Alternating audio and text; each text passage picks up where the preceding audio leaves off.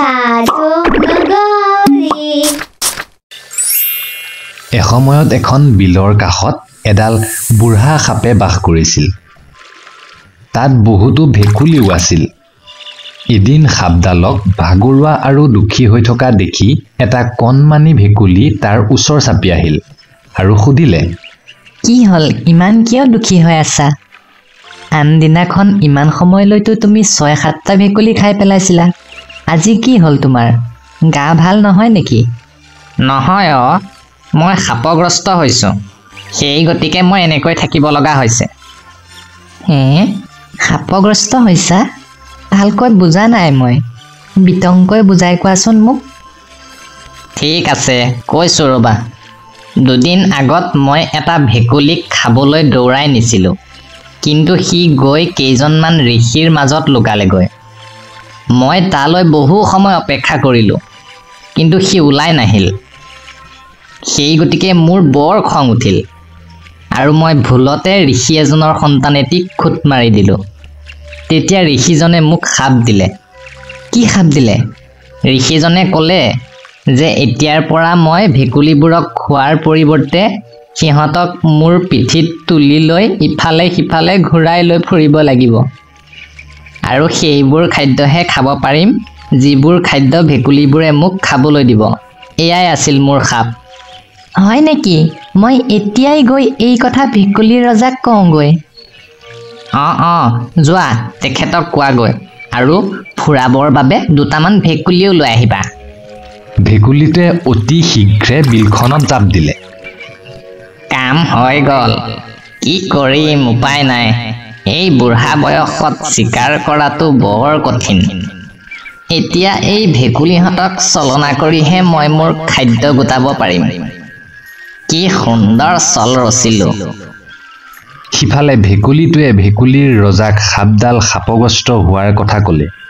সেই কথা শুনি গোটেইবোৰ ভেকুলীয়ে বৰ আনন্দ পালে আৰু কেইটামান ভেকুলী সাপৰ পিঠিত উঠি ফুৰিবলৈ বুলি ওলাল। ভেকুলীবোৰে কিছু সময় সাপডালৰ পিঠিত উঠি খেলিলে। সাপডালেও সিহঁতক আৰামেৰে খেলিবলৈ দিলে। পাছদিনাখনো সেইদৰে সিহঁতক সাপডালে খেলিবলৈ দিলে। কিছু সময় পাছত সাপডালে এনেকুৱা দেখুৱালে যে সি বৰ ভাগৰুৱা হৈ পৰিছে আৰু তাৰ যেন উশাহ চুটি হৈ আহিছে।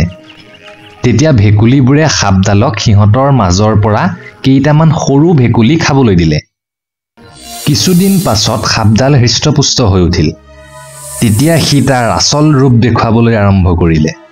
সি সৰু সৰু ভেকুলীবোৰক ফুৰাবলৈ নিয়াৰ অজুহাতেৰে লৈ যায় আৰু সিহঁতক খাই পেলায়। যেতিয়া ভেকুলীবোৰ ঘৰলৈ উভতি নোযোৱা হ'ল, তেতিয়া ভেকুলীৰ ৰজাই নিজে আহি সাপডালক সিহঁতৰ কথা সুধিলত সাপডালে তাকো খাই পেলালে। গতিকে আমি কাকো সহজতে বিশ্বাস কৰিব নালাগে, আৰু কাৰোবাক বিশ্বাস কৰাৰ আগত তেওঁ বিশ্বাসৰ যোগ্য হয় নে নহয় সেয়া বিচাৰ কৰি ল'ব লাগে। এসময়ত এখন দেশৰ এখন অৰণ্যত এজোপা প্ৰকাণ্ড বটগছ আছিল। সেই বটগছৰ এটা ডালত এহাল কাউৰীয়ে বাঁহ সাজি আছিল। একেডাল গছৰে এটা খুৰুঙত এডাল ফেটি সাপে বাস কৰিছিল।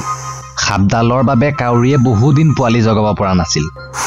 কাউৰীয়ে পৰা কণীবোৰ সাপডালে আহি খাই পেলায়।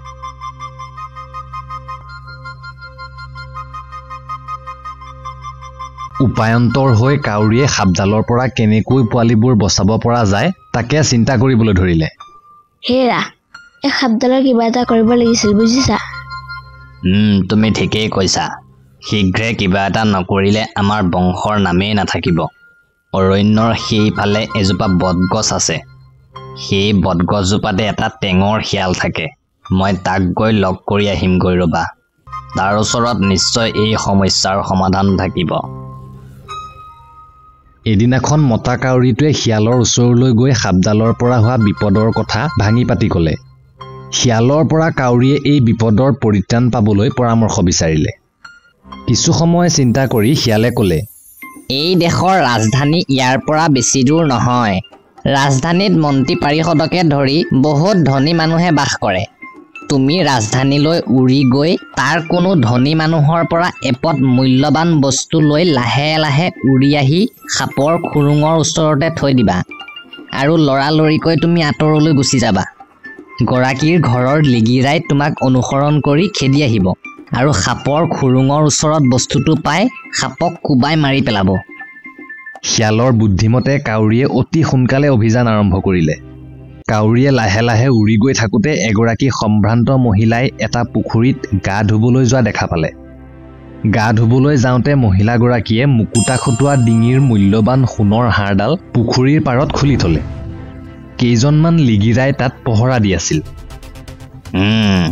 এই চেগতে মই হাড়ডাল লৈ আহোঁ হাড়ডাল দেখা পাই কাউৰী তৎক্ষণাত তললৈ নামি আহিল আৰু থুতেৰে কামুৰি হাড়ডাল লৈ লাহে লাহে উৰি গৈ হাড়ডাল সাপৰ খুৰুঙৰ কাষতে থৈ দিলেগৈ অলপো পলম নকৰি কাউৰীয়ে হাড়ডাল থৈ নিজে অলপ আঁতৰৰ গছৰ ডালত বহি হাড়ডাল লক্ষ্য কৰি থাকিল ইপিনে কাউৰীক অনুসৰণ কৰি লিগিৰাকেইটাই হাতত লাঠি লৈ খেদি আহি হাড়ডাল সাপৰ খুৰুঙৰ কাষতে পালে সেই সময়ত সাপডাল খুৰুঙতে শুই আছিল কি হৈছে বাহিৰত ইমান হুলস্থুল ৰচোন ওলাই চাওঁ হুলস্থুলত সাৰ পাই সাপডালে কি হৈছে চাবলৈ ওলাই অহাৰ লগে লগে লিগিৰাকেইটাই হাতত থকা লাঠিৰে সাপডালক কোবাই মাৰি পেলালে সাপডালক মাৰি সিহঁতে হাড়ডাল লৈ গুচি গ'ল সাপৰ মৃত্যুত পাছত কাউৰীয়ে বহু দিনলৈ অৰণ্যৰ সেই বটগছজোপাতে সুখে সন্তোষে বাস কৰি থাকিল গতিকে বলেৰে নোৱাৰা কাম বুদ্ধিৰে সহজে কৰিব পাৰি